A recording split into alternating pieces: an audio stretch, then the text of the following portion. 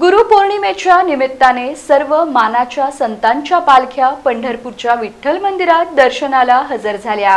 ही भेट म्हणजे गुरु शिष्याची भेट असल्याचं बोललं जातंय। गुरुपौर्णिमेच्या निमित्ताने आज सर्व मानाच्या संतांच्या पालख्यांनी पंढरपूरच्या विठ्ठल मंदिरात येऊन विठ्ठल दर्शन घेतले। संत तुकाराम महाराज, संत ज्ञानेश्वर महाराज यांच्यासह सर्वच मानाच्या संतांच्या पादुकांनी विठ्ठलाची भेट घेतली। गुरु शिष्य भेटीचा सोहळा म्हणून विठ्ठल दर्शनाकडे पाहिले जाते। संतांच्या पादुका विठ्ठल दर्शन घेऊन पंढरपुरातून परतीच्या प्रवासाला लागतात। आज सकाळपासून सर्वच 10 मानाच्या संतांच्या पादुकांनी विठ्ठलाचे दर्शन घेतले।